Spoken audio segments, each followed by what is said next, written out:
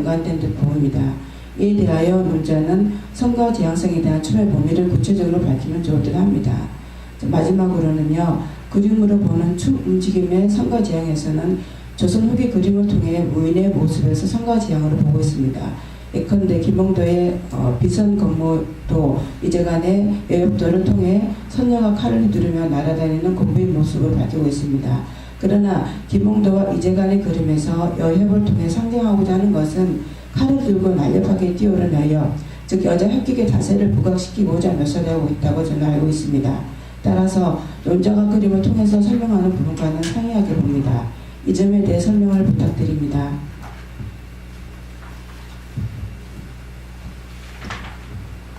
네, 감사합니다.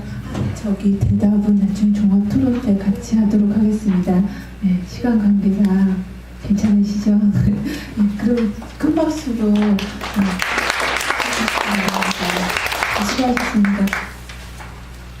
네.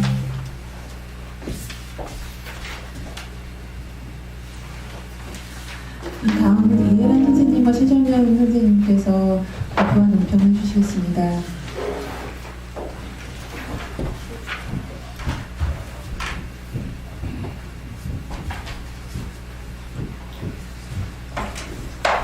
이혜란 선생님께서 발표해 주신 논문은 도덕, 일상적 선택과 실존적 결단 사이입니다.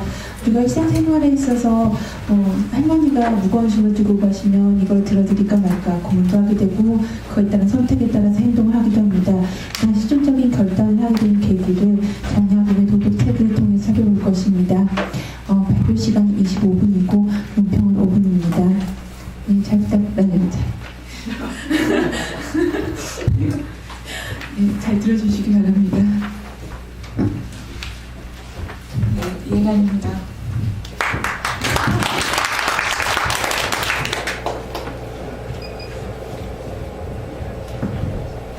저는 지금 사진을 준비하려고 했는데 여기 있어서 그냥 이걸 보고 하겠습니다.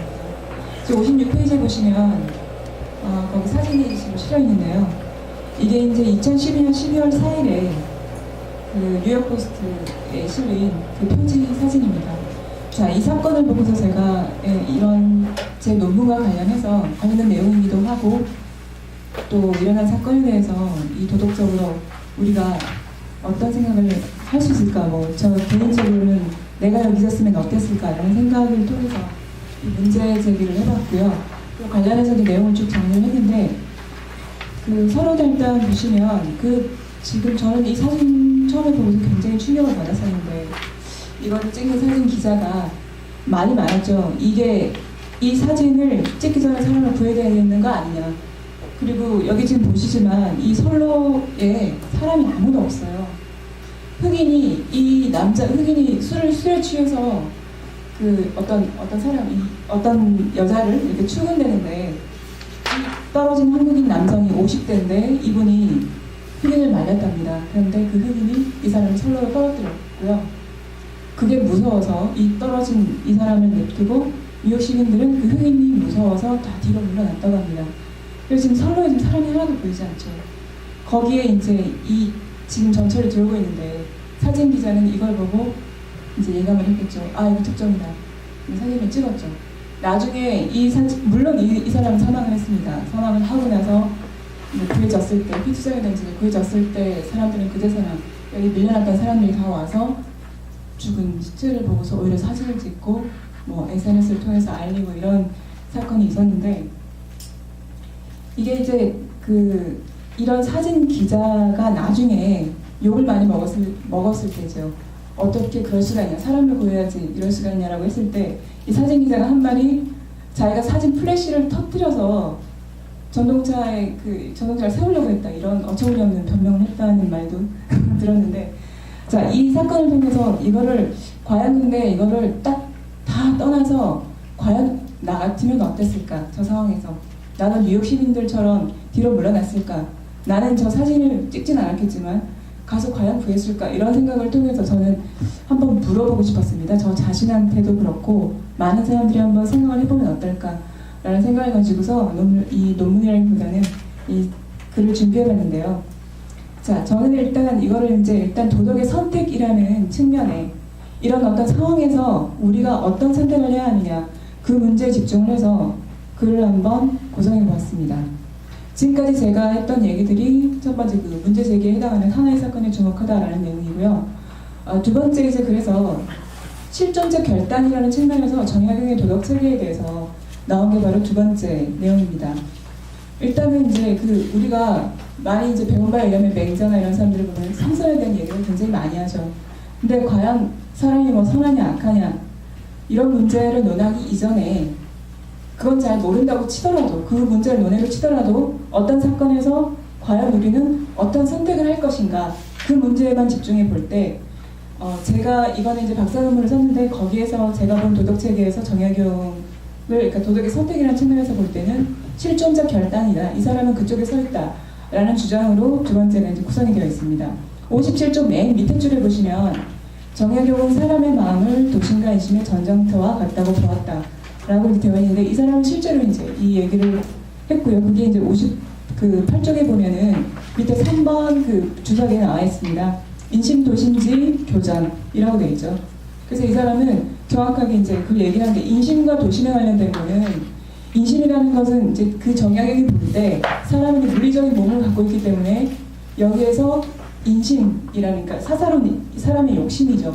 자기 일신에 해당하는 욕심이 바로 이제 그게 인심이라고 봤고요. 그게 이제 악으로 흐를 가능성이 굉장히 크다고 봤죠. 그리고 이제 도심이라는 거는 인심과 반대되는 측면인데 이거는 이제 그 정약용이 말하는 상제 하늘에서부터 부여받은 영명함에서 비롯된 도심인데 이거는 절대적으로 선한 겁니다. 그리고 정약용은 이 도심을 선을 좋아하고 악을 싫어하는 기호라고 얘기를 했죠. 자, 그래서 그게 항상 사람은 어떤 상황에서 인심과 도심이 계속해서 교전 상태, 갈등 상태에 있다고 봅니다. 어떤 일, 무슨 일이든지 딱 일어나면 사람은 똑같이 인심, 내 욕심을 따르고자 하는 마음과 그리고 선을 따르고자 하는 마음이 딱 교전을 벌인다고 보았죠. 그렇다면 그 상황에서 그 선과 악이, 그러니까 인심과 도심이 교전을 벌일 때 그러면은 이걸 어떻게 해야 되냐 이제 이 문제가 생기는데 정약용은 그거를 상제께서 주신 어떤 그 영명함에서 비롯된 것 중에 그 능력 가운데 하나가 뭐냐면 권형이라고 해서 인간의 자유의지라는 게 있어요. 그래서 그 자유의지로 스스로 인심과 도심 가운데 도심, 그러니까 선을 하고자 하는 의지를 선택해서 그걸 끝까지 행위로 이제 밀고 나가야 된다라고 보는 게 정약용의 입장입니다. 근데 중요한 건 이제 이런 문제가 이게 이제 있을 때는 여기는 제가 지금 쭉 써놓은 거는 대충 그런 내용이죠.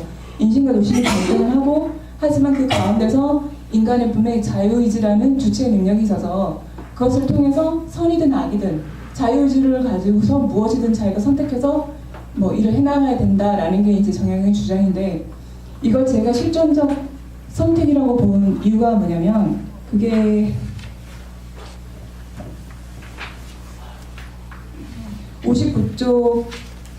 59쪽에 밑에 그래서 도덕체계를 정리해보자 해서 밑에서 두 번째 줄을 보시면 정약용의 도덕체계를 정리해보자 라고 나와 있습니다. 거기 보면 일단 정약용은 이제 사람을 신형무역 그러니까 신에 해당하는 어떤 도심과 형에 해당하는 인심 그 두 가지 묘하게 합해져 있는 존재인데 자 60쪽으로 넘어가시면요 누구나 그래서 선을 좋아하고 악을 싫어하는 도심도 있고 사사로운 일을 바라는 인심이 교전하고 있는 상태지만 하지만 이 두 가지 마음 가운데 하나를 스스로 선택할 수 있는 자유의지 또한 있고 그래서 정약용이 말하는 도덕행위란 행사를 통해서 이루어나가는 것이다 라고 이렇게 정리가 되어 있고요.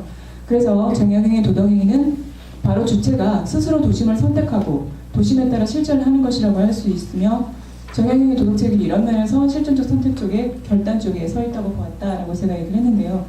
이건 이제 그 사람이 뭐 선인이나 악인으로 타고나는 게 아니라 누구든 똑같은 상황에서 스스로 자유의지에 따라서 스스로 결정하고 그리고 행동을 해나간다는 측면에서 실존적 결단이라고 보았는데 더 정확하게 얘기하자면 이 사람은 모든 순간순간 인심과 도심이 교전하는 걸 계속 생각하고 있어야 되고 항상 스스로 뭔가 하나를 이렇게 선택해야 된다는 측면에서 제가 실존적 결단이라고 얘기를 이렇게 붙여 넣어봤습니다.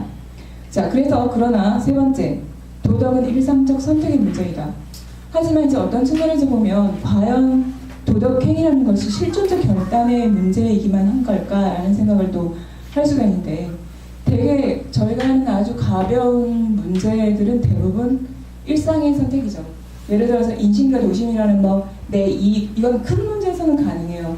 지하철에 떨어진 사람을 구해야 된다 그럴 땐 내 몸을 생각하는 생각, 그리고 저 사람을 구해야 된다는 생각이 교전을 해서 여기서는 어떤 계속해서 생각을 해야 되겠죠. 어떡하지라고 하겠지만, 일반적인 문제에서 지나가다가 뭐 저 사람 너무 불쌍한데 돈처럼 주는 행위는 하지 않는다고 해서 악이 되는 건 아니죠. 사람에 따라서 습관적으로 한다는 거죠, 이걸. 그러니까 뭐 일상 자기 성격에 따라서 이렇게 되는 건데, 이걸 과연 계속 이렇게 막 스스로 긴장하면서 아유 줘야지 도심인데 아유 1,000원 아까운데, 누가 이렇게 고민을 심하게 하진 않잖아요. 그런 면에서 도덕은 오히려 이 실존적인 결단의 문제보다 일상적 선택의 문제가 아닌가라는 측면에서 보았는데, 제가 여기서 이제 얘기하고자 하는 거는 뭐냐면, 거울신경 이론에 관련된 이야기가 여기 쭉 나와 있는데요. 이게 1997년에 원숭이의 뇌를 연구하던 어떤 팀이 사람은 거울신경세포 이론이라고 해서 사람의 이 뇌에, 물론 이제 원숭이를 통해서 연구한 결과에 따르면 모방을 할 수 있는 어떤 세포가 머릿속에 이제 그런 거울신경세포라는 것이 이제 있다는 게 밝혀졌고, 사람도 그게 있다는 게 밝혀졌어요. 근데 결국 그게 뭐냐면, 거울신경세포 이론이 뭐냐면 모방을 하는 거. 그러니까 서로 이렇게 보면서 그 사람의 어떤 행동을 보고서 그거를 감정을 공감을 하고 또 감정이입을 하는 능력이 있다는 게 이게 발견이 되는데, 이게 동물뿐만 아니라 사람은 더 하겠죠. 이게 그런 게 발견이 돼서 이게 성선의 증거, 뭐 사람은 이게 어디서 나오냐면은 공감의 시대, 제레미 리프킨 책에 보면은 이제 그런 내용이 많이 나와 있고, 그 이후에도 연구가 되게 많이 되고 있는데, 그게 과연 성선의 증거다라는 말이 이제 그 다음부터 조금 연구가 좀 되고 있죠. 사람은 누구나 공감 능력이 있고 감정의 능력이 있다라는 게. 하지만 중요한 거는, 그렇다고 하더라도 그게 이제 그 자체로 행동을 만들어내지는 않아요. 공감은 하지만 그 자체가 행동이 되지는 않는다는 얘기죠. 따라서 이게 만약에 우리가 성선의 문제든 뭐 누구나 타고났다, 뭐 좋은 일을 할 수 있다 이렇게 얘기는 하지만, 그 자체로 능력이 있을 뿐이지 이 거울신경세포 자체가 행동을 일으키지 않는다는 측면에서, 예를 들어서 아까 봤던 사진에서 본 것처럼 사람들이 거기 서가지고 전부 다 어떻게 불쌍하다 라는 생각이 다 한다는 거죠. 죽을 수도 있겠구나, 무섭겠구나, 공포스럽겠다 이렇게 생각을 할 수 있겠지만, 그 자체가 행동으로 나와서 그 사람을 구하는 행동까지 가기 위해서는 그럼 무엇이 필요하냐, 이제 그게 제가 생각했던 건데요. 그래서 도덕이 일상적 선택의 문제이긴 하지만, 그래서 네 번째 제가 주장하고자 했던 것이, 그럼에도 불구하고 실존적 결단이 필요하다라는 주장입니다. 이게 그러면 왜 필요한가라는 얘기를 이제 하기 위해서 굉장히 많은 글이 쭉 나와 있는데요.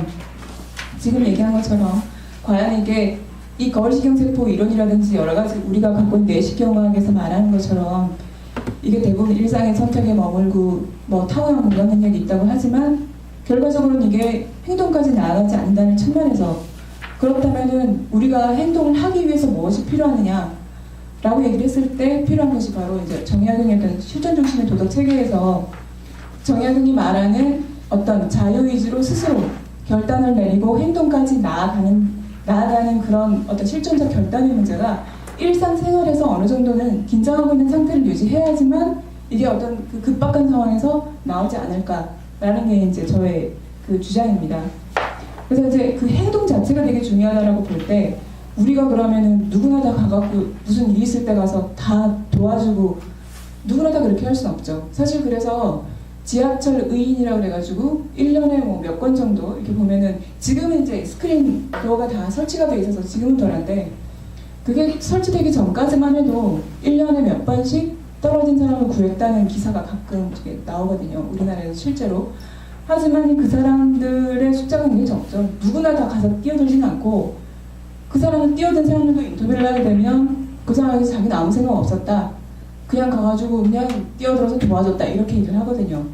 그렇게 본다면 과연 우리가 언제나 인심도심 속에서 갈등을 하고 이거 도와야 되겠다라고 성을 따라서만 행동을 하고 꼭 다들 그렇게 한다는 건 아닌데, 하지만 그 사람들이 이렇게 뛰어드는 행동을 했을 때 그 사람들은 어느 정도 선악에 대해서 내가 어떻게 해야 되겠다라는 생각을 어느 정도는 하고 윤리적으로 어느 정도는 스스로에 대해서 뭔가 이렇게 성찰이 있지 않았을까라는 생각을 했습니다. 그렇다면은 그게 그런 면에서 볼 때 어떤 도덕의 행동이